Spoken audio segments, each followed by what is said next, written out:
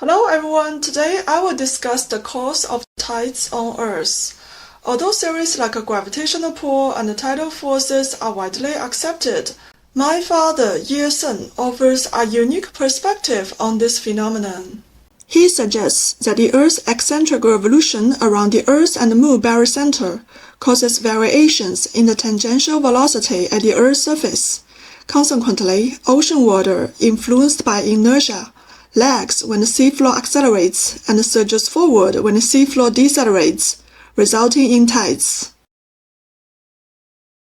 In the year of 2013, he wrote an article titled The Neglected Earth Movement, Earth's ZiZhuan, Earth rotating about the Earth and Moon barycenter. The original article was in Chinese, but I have translated it into English and published it on Hub Pages. You may have noticed that I used the word rotating in my 2013 translation. However, following advice from my English teacher, I now prefer to use the terms revolution and revolve. Since this Earth movement has not been officially named, my father, Ye Sen, named it ZiZhuan in his article. ZiZhuan, derived from two Chinese characters, roughly translates to sub-revolution, a term he uses to describe the Earth's revolution around the Earth and Moon barycenter. Earth's revolution around the Earth and Moon barycenter is one of the three major movements of the Earth, alongside Earth's rotation on its axis and Earth's revolution around the Sun. Let's explore why my father, Ye Sen, suggests that gravitational forces are not a primary cause of tides. He presents two reasons. First, Newton's law of universal gravitation tells us that the gravitational force is inversely proportional to the square of the distance and directly proportional to the product of the masses of the two interacting objects. Indeed, the Moon is much closer to the Earth than the Sun, at about 1/400th of the distance from the Sun to the Earth. After squaring, it reaches 1/160,000, but the mass of the Sun is unimaginably larger. The ratio of the Sun's mass to the Moon's mass is 2.69 times 10 to the power of 7 to 1. Thus, according to the law of universal gravitation, after the cancellation of direct and inverse proportions, the Sun's gravitational force is still 168 times that of the Moon's. All figures here are approximate. This means that, according to the law of universal gravitation, a rough calculation shows that the Sun's gravitational pull on the Earth's oceanic water body is about 168 times that of the Moon's, which means that a body of water on Earth experiences the Sun's gravitational pull far greater than the Moon's. The calculation shows that the Sun's gravitational force is greater, but in reality, Earth's tides are more influenced by the Moon. Isn't there a contradiction? Although calculations show the Sun's gravitational force is greater, Earth's tides change according to the relative position of the Moon. This is the first reason Ye Sen believes universal gravitation is not the main cause of tides on Earth. The second reason given by Ye Sen is that universal gravitation is directed in one direction. It is unidirectional. The ocean bulges on the side of Earth facing the Moon, which is conceivable and explicable. However, the ocean also bulges on the opposite side of the Earth, away from the Moon, a phenomenon that universal gravitation cannot explain. In fact, there are two tidal bulges in a day in most parts of the Earth, one facing the Moon and one facing away from the Moon. Qiantang tide, well known to the people of Hangzhou, happens from the 15th to the 18th of the 8th lunar month every year. The tide bulges twice a day, once during the day and once at night.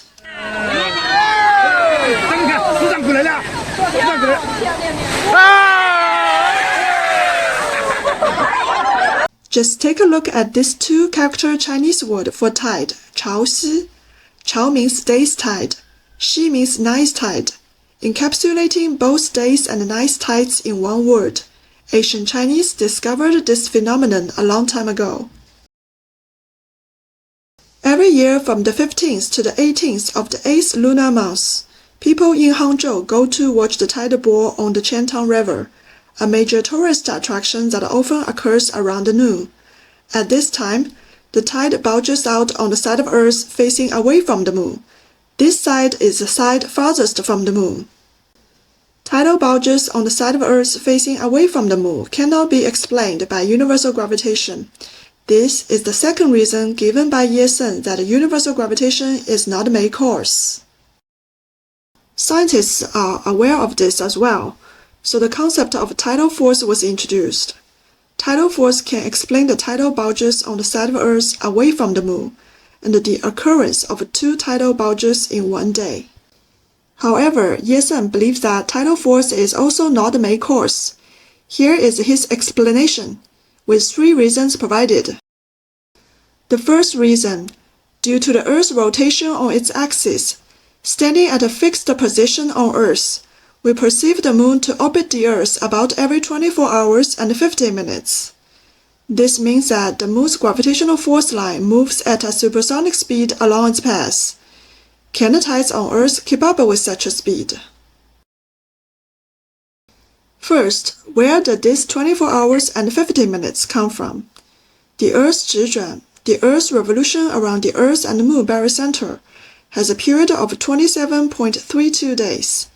The direction of the Earth's ZiZhuan is very similar to the direction of the Earth's rotation, and when viewed from above the North Pole, both are counterclockwise. The Earth is rotating on its axis. The Earth and the Moon are also revolving around the barycenter of the Earth and the Moon. The 2 directions are also approximately the same. From the initial relative position of the Earth and the Moon to the next time the same relative position of the Earth and the Moon, how much time does it need? The time must be the time it takes for the Earth to complete one rotation, 23.93 hours, plus a little more. After the Earth makes one full rotation, the Moon is no longer in the original position. The Moon is continuously moving along its path. The Moon never stops, so the Earth needs to rotate a little more to return to the previous relative position of the Earth and the Moon. The time it takes to return to the initial relative position of the Earth and the Moon is about 24 hours and 50 minutes. Now let's calculate the speed of the Moon's gravitational force line. The circumference of the Earth's equator is about 40,075.02 kilometers. Dividing this by 24.83 hours gives approximately 1,613.98 kilometers per hour, which is greater than the speed of sound at 1,224 kilometers per hour. 1,613.98 kilometers per hour. What does it feel like? A super typhoon, which is a typhoon of a category 16 or above, has wind speeds of 51 meters per second or more, equivalent to 183.6 kilometers per hour or more. 183.6 kilometers per hour is less than 1/6 of the speed of sound, and 1,613.98 kilometers per hour is even greater than the speed of sound. If the tides on Earth are caused by tidal forces, have you ever seen such supersonic tides? This is the first reason why Ye Sen believes that tidal force is not the main cause. The second reason, the gravitational pull of the Moon on the water bodies on the Earth's surface facing the Moon and away from the Moon is far less than the Earth's own gravitational pull on these 2 water bodies. The water on Earth is not only attracted by the Moon's gravity but also by Earth's gravity. After a rough calculation, the Earth's own gravitational pull on the water body at the point facing the Moon and away from the Moon is far greater than the Moon's gravitational pull. According to the law of universal gravitation, the gravitational pull of the Earth on the water body on the Earth's surface and the Moon's gravitational pull on the water body can be written as follows. In this way, according to the law of universal gravitation, the Moon's gravitational pull on the water body on the Earth's surface is only about 1/280,000th of the Earth's gravitational pull on the same water body. Such a weak gravitational pull is too small to be significant in the production of tides in the Earth's oceanic water bodies. This is the second reason why Ye Sen believes that tidal force is not the main cause. The third reason, The water on the Earth's surface is separated by land, so its changes are constrained. The tides caused by tidal force are interrupted by the land and cannot smoothly undergo high and low changes. The work done by this force cannot be accumulated and cannot drive the water body to make obvious changes. This is the third reason why Ye Sen believes that tidal forces are not the main cause. So Ye Sen believes that neither the law of universal gravitation nor tidal force is the main cause of the tides on Earth. Instead, he uses a movement of the Earth's revolution around the Earth and the Moon barycenter, to explain the cause of tides. The Earth and the Moon revolve around their common center of mass known as the barycenter, which is located within the Earth but not at its center. This is why scientists use the term eccentric to describe this type of revolution. To understand the term eccentric, think of a hammer throw. The athlete leans back to balance the hammer's pull. Both rotate around their shared center of mass, just like the Earth and Moon system. Ye Sen uses this concept of Earth's eccentric revolution to explain the cause of tides. Let's zoom in to see the situation of the Earth and the Moon revolving 180 degrees around their barycenter. Here, 4 positions are simply drawn from the first to the second to the third to the fourth. O represents the barycenter. In his article, Ye Sen wrote that one of the biggest characteristics of eccentric revolution is that the radius is different everywhere, causing the tangential velocity on the surface of the object to be inconsistent in different directions. The blue circle represents a cross-section of the Earth as seen from above the North Pole. The Earth is performing an eccentric revolution, with O as the center of revolution, the barycenter of the Earth and Moon. And the direction of this revolution is approximately the same as the Earth's rotation, which is counterclockwise.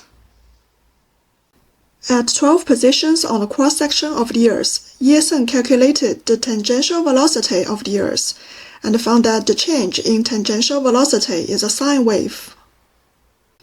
The tangential speed at the farthest from the Moon point is the greatest, and the tangential speed at the closest to the Moon point is the smallest. Ye Sen then compared the difference in the tangential speed on the Earth's surface with the speed of the Earth's rotation. He roughly calculated that at the equator, the Earth's ZiZhuan, the Earth's revolution around the Earth and Moon barycenter superimposed on the Earth's rotation, will affect the Earth's rotation speed by about 1/18. At a latitude of 30 degrees, it will affect about 1/16. This is the impact of the Earth's ZiZhuan on the Earth's rotation speed. Then he linked the Earth's ZiZhuan with the tides on Earth and used the Earth's ZiZhuan to explain the cause of the tides on Earth.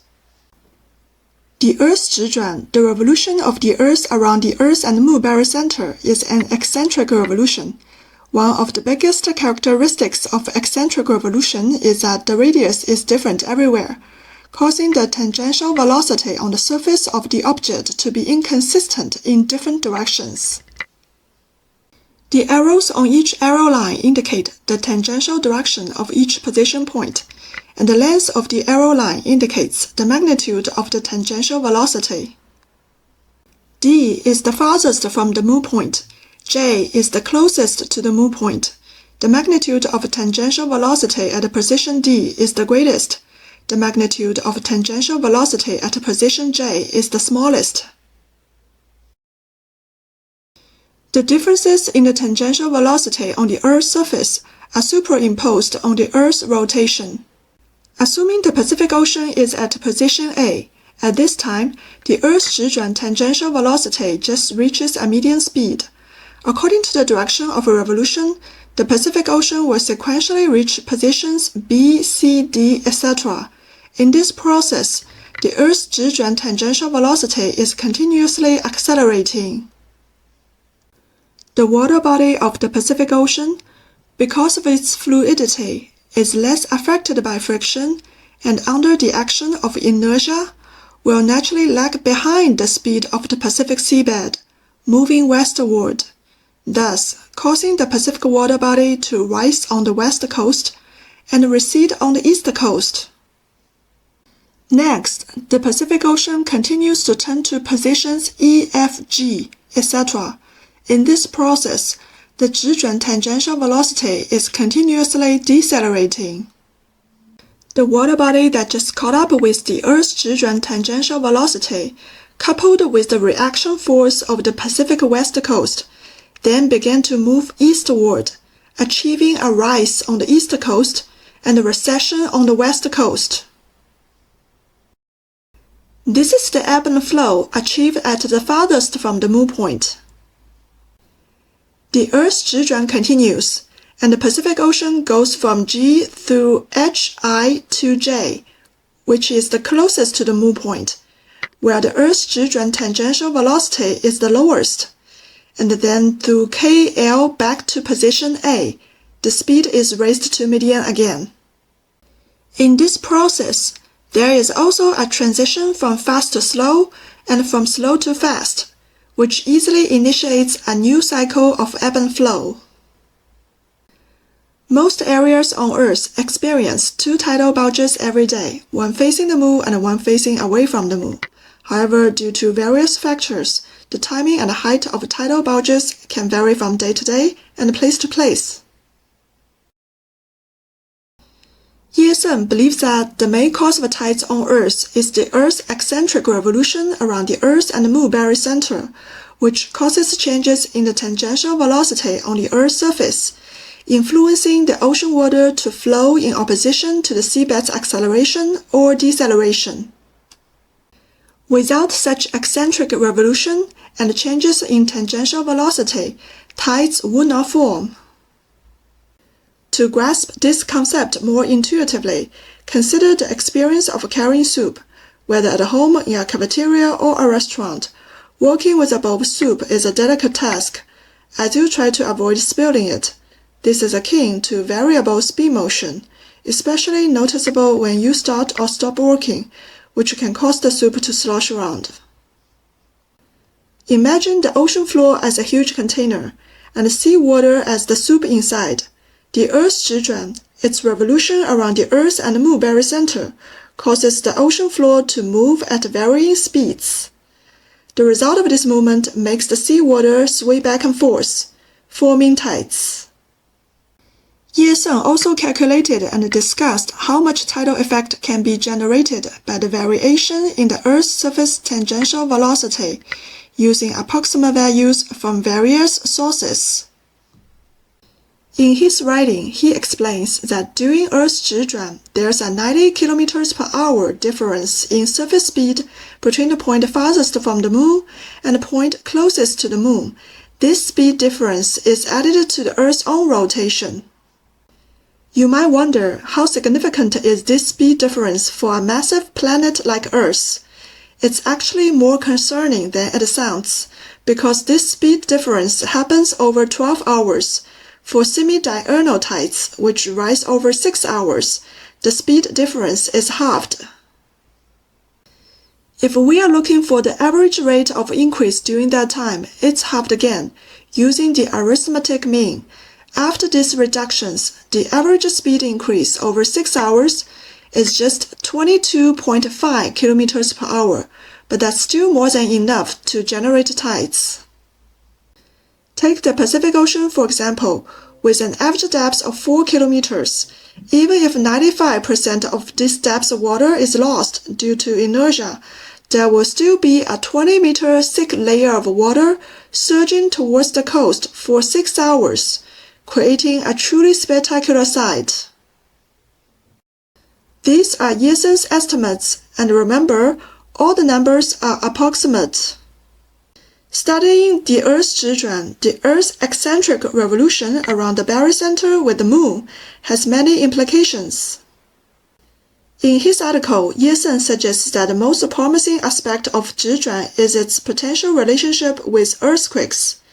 Various data indicate a connection between earthquakes and lunar phases, such as during full moons or new moons.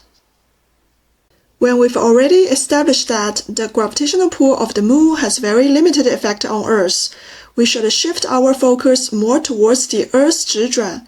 We can imagine it like this. An earthquake is essentially the result of two tectonic plates either compressing or separating.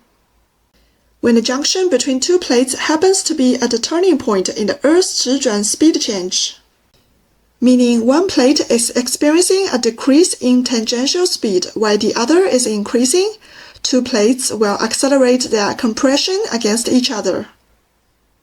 Conversely, if one plate is increasing in tangential speed and the other is decreasing, they will accelerate their separation.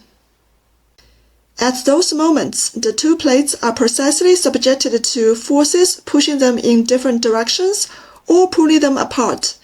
Isn't this the most compelling reason for inducing an earthquake?